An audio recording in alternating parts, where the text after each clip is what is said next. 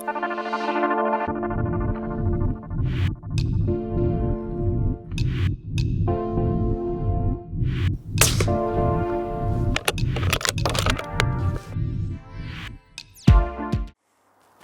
to Chris Parkin Shooting Sports. I've been out for the last few days using the NocPix Ace thermal rifle scope and the Vista thermal monocular. Stick with me for a full review and see it in action.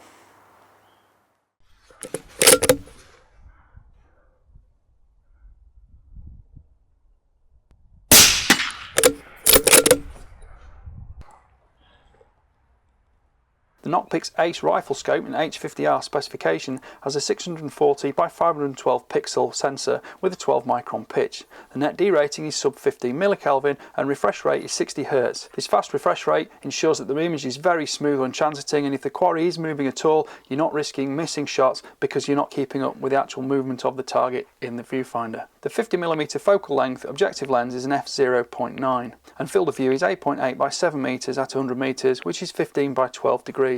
Digital magnification is 3 to 24 times and ocular optical magnification is 1 to 3 times on the rotating collar at the head of the ocular body. Detection range on a 1.7 meter tall by 0.5 meter target is 2,600 meters.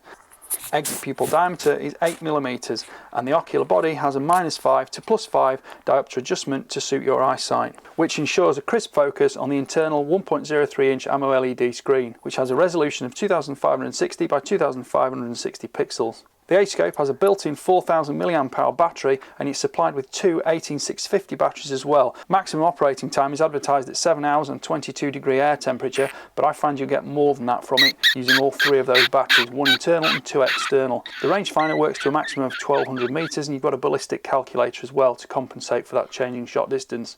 Follow the instruction book carefully and use the app as well, and it will allow you to set up the ballistic program perfectly to make sure your shots are precise. But again, this is a thermal imaging range-finding rifle scope, so be realistic at the distances you're going to shoot at, because your aiming solution is not always as precise as your shooting solution may well be. The Ace will record both photo and video footage with audio recording as well on the latter. Memory capacity is 64GB and it's both compatible with Wi-Fi and the app. You can also download using the supplied USB-C cable to your PC. Overall weight with the battery is 1,120 grams. Overall dimensions are 365 by 90 by 68mm.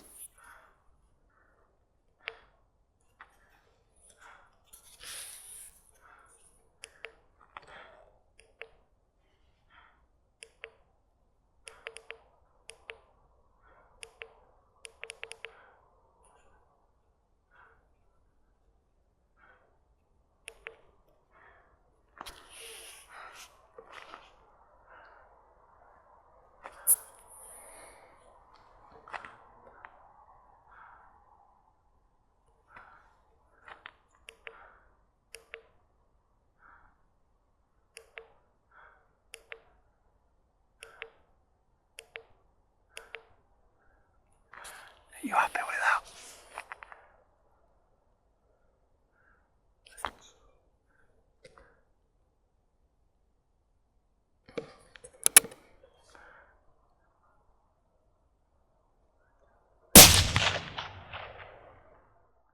So I've been out using both the Vista thermal spotter and the Ace rifle scope for the last week, and I really find it quite easy to use. I'm very happy with them.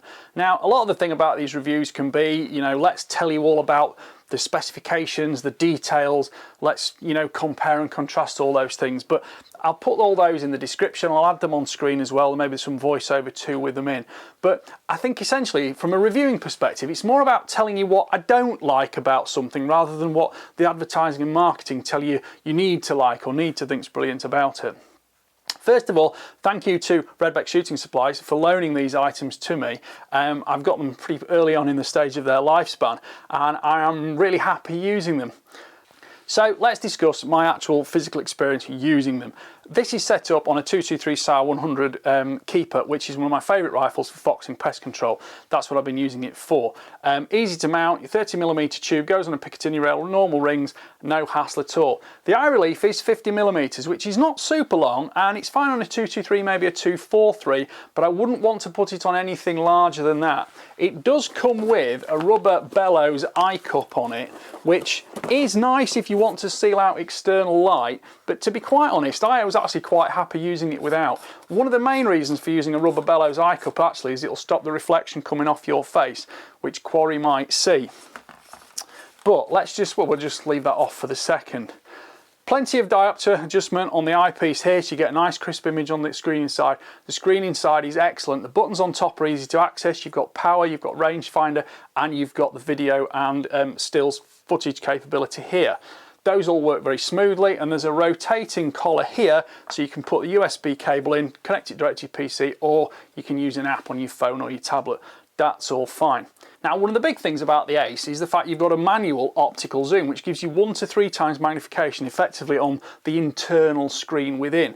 And that is easy and quick to use because you've got this big rubber collar here in the regular place, like you found on a regular Riflescope that you've been using for decades, and that will zoom in straight away. One thing I would suggest though is maybe use that when you're taking the shots themselves. Actually, when you're setting up, using zeroing, everything like that, use the digital zoom and leave that on 1, because as you zoom in using the optical zoom here, you do tend to lose a little bit of the actual overall screen and some of the icons and details on the screen. Whereas if you use the digital zoom, it only zooms the center of the screen, so you can keep all those additional details available to you. Now, like any thermal Riflescope, it will have its own operating system. It has its own sort of language, if you want to call it that. The instruction manual is very good, so read it, take it with you when you zero it. And one of the things I really liked about this rifle was they actually supply you with a whole packet full of little rip-off thermal stickers. So, you know, take it out, rip the back off, stick it on your target, and you get a nice glowing round dot. It's about 30mm, 40mm round dot, and it does make aiming and setting up for zero very simple. The simplest way I found to zero a thermal Riflescope is to use a fairly thick plywood board backer, put that white spot in the middle, and when your bullet hits that plywood board or whatever timber it is, it will leave a hot spot on it. The thicker that wood is, the longer that hot spot will last. So you can do things like you can either use the Cartesian coordinates to dial however you want to set up, or you can, you know, leave it on one, dial to the other with a freeze frame, and then you can zero it that way.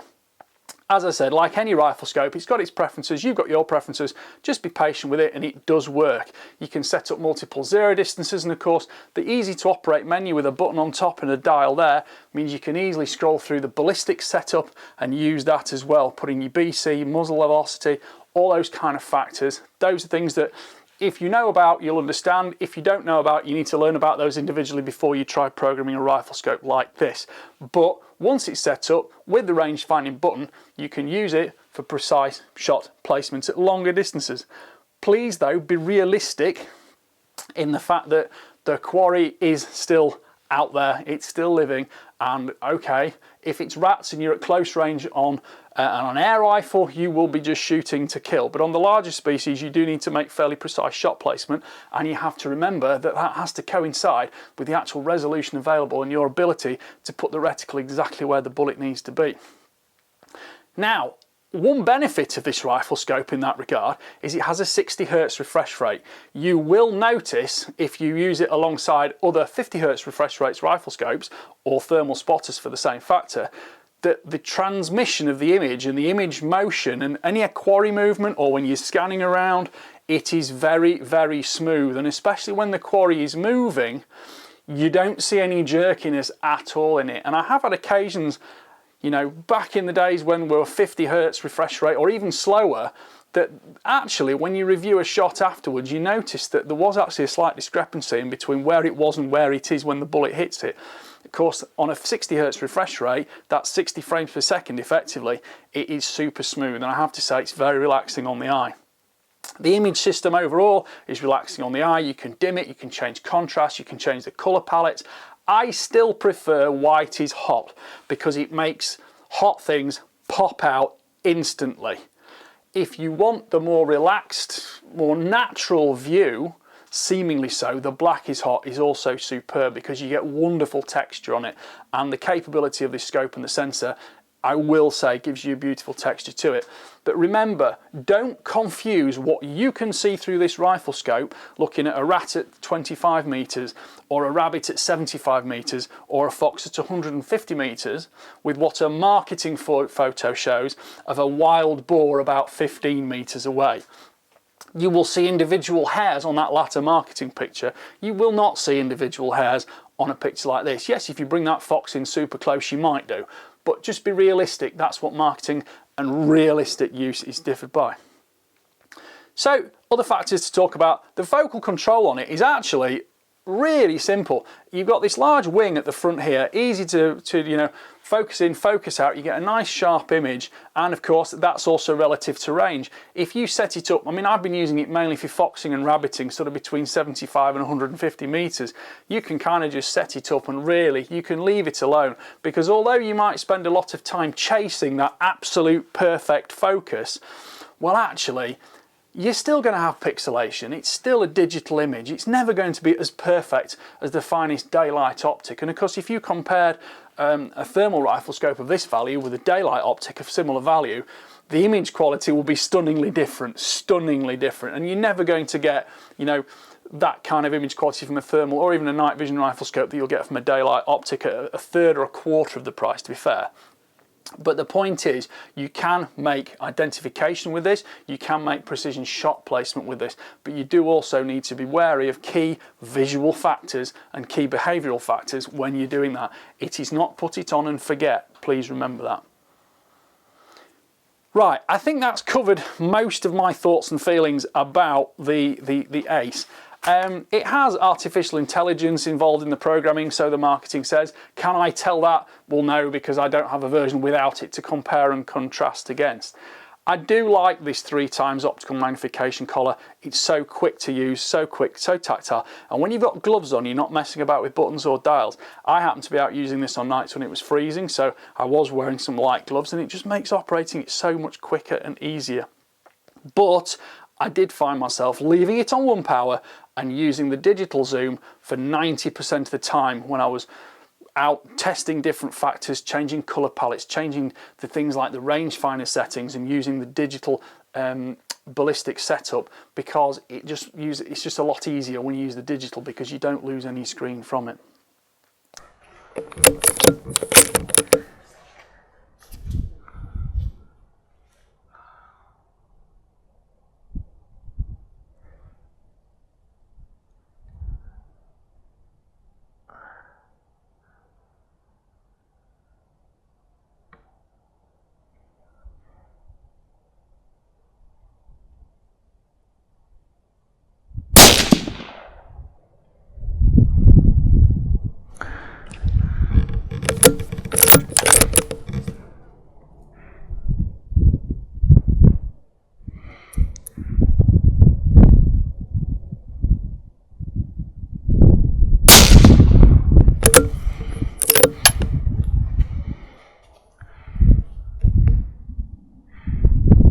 Right, I'm going to put this down now, and I'm going to talk about the Vista thermal imager.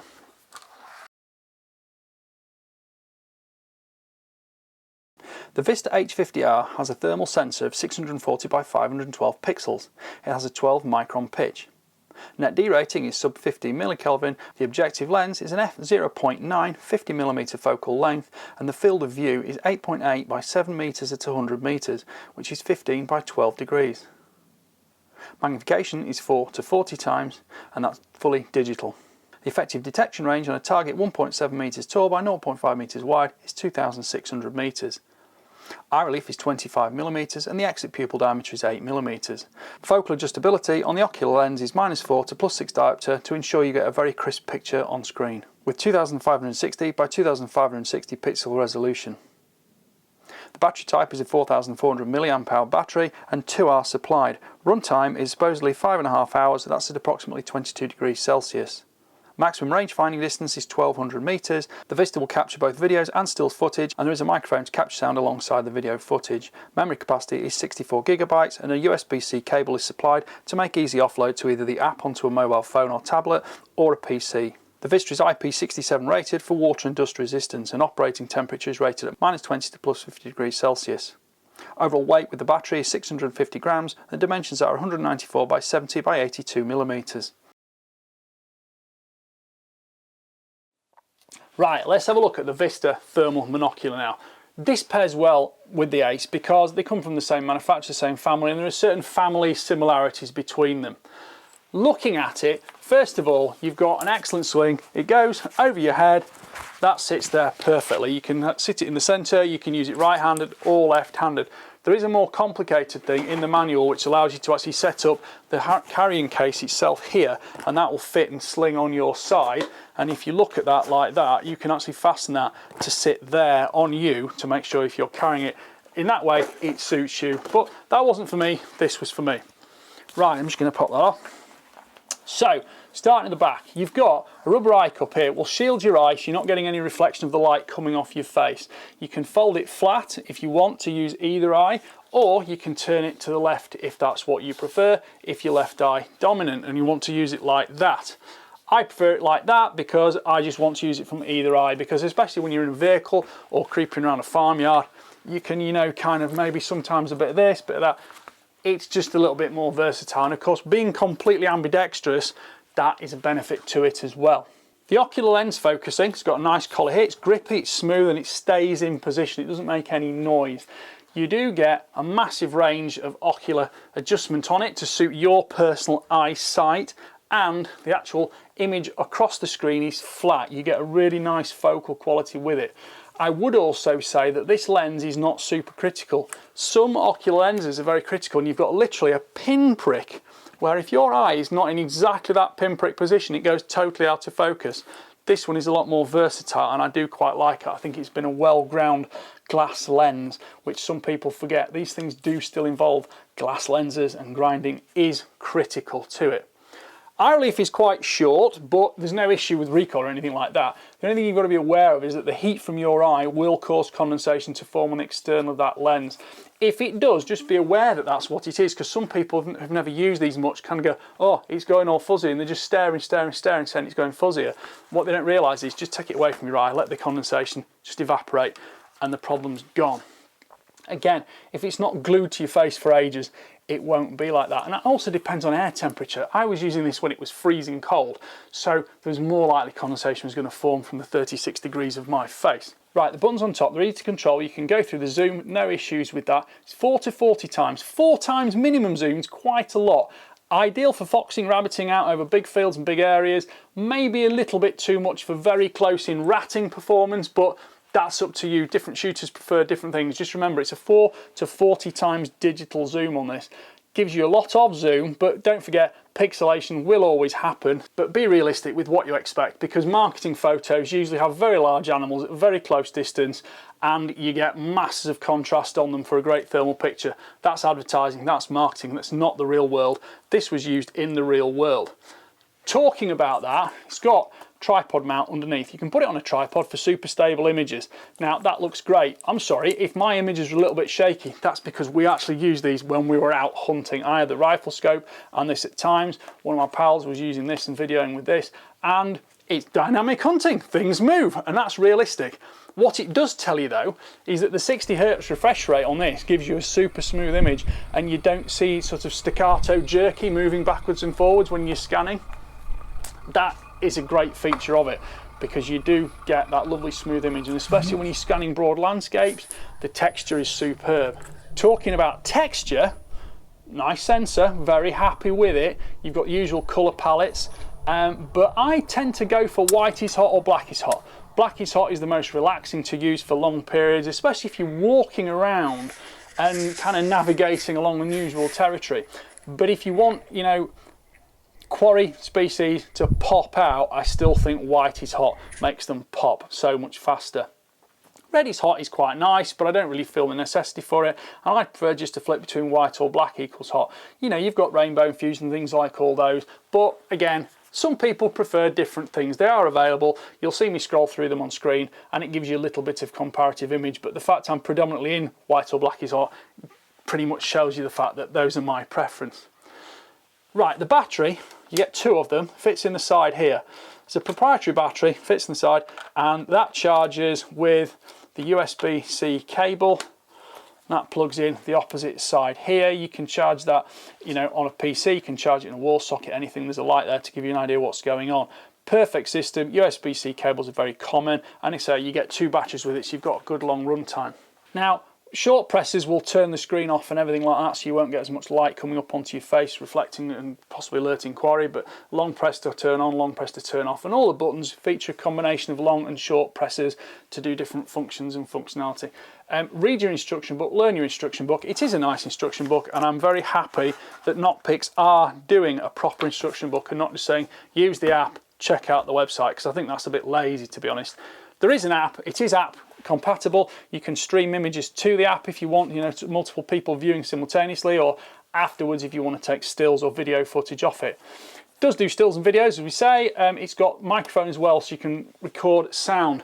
The microphone is very sensitive, so if you're here, for example, talking, you do need to remember to make sure you are whispering, which is, you know, realistic to realistic hunting. And if you're whispering, you won't overwhelm it, but wind noise, as you can hear, is easily picked up on it.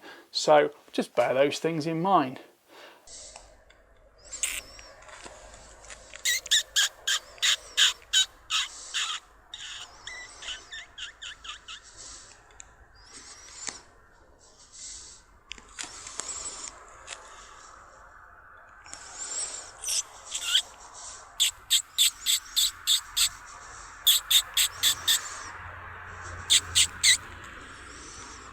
One of the last things to discuss is the focal control. Focal control is very simple. It's a lovely smooth rotating collar here, plenty of grip on it whether you've got gloves or bare fingers.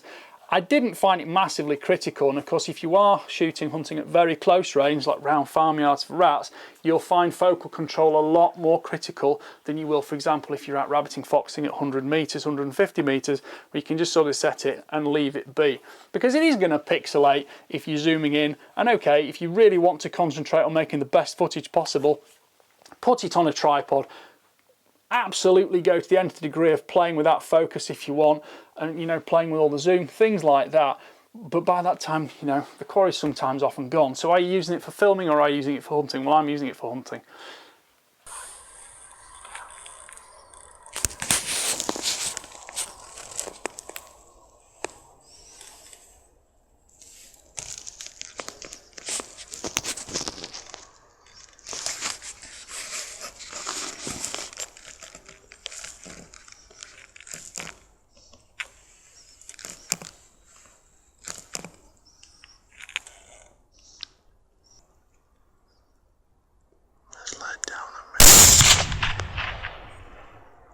The last thing, which is kind of a thing I'm not complaining about, but it is a bit annoying.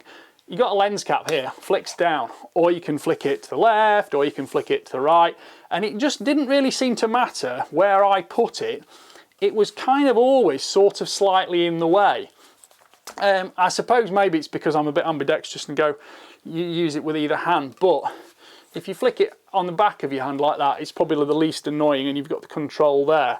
But if you're folding it flat, it's kind of underneath your hand. It's not the end of the world. It's just, I think if it was mine, I would take that off and put a rubber lens cap on it.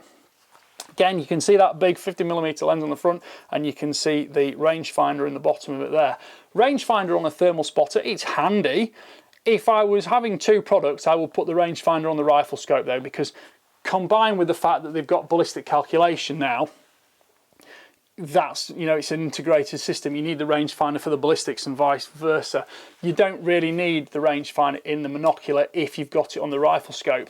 But if you are using the Monocular as a separate thing, for example, if you're deer stalking, there's some video of some deer on that footage.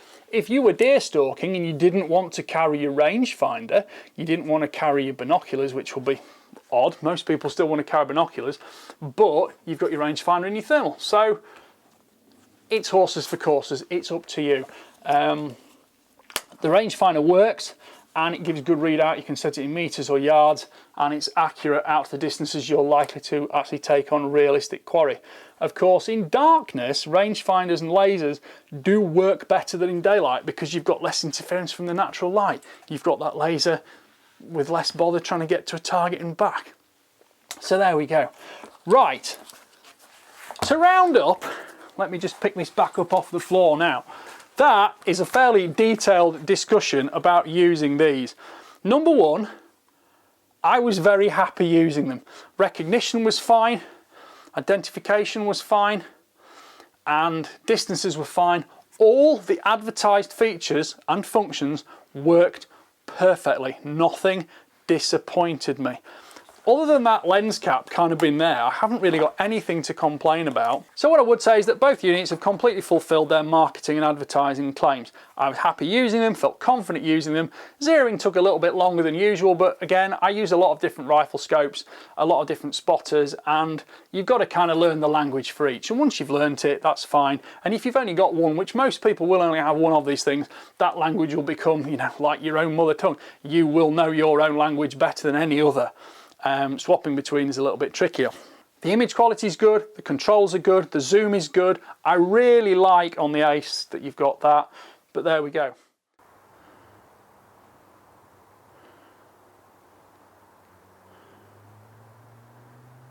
Right, I hope you've watched that detailed review of these two products. I have pretty much given you my opinion about everything. I haven't just concentrated on the details. The details are all available. There'll be links in the description box, and I'll put other facts in the description box too, so make sure you click on that.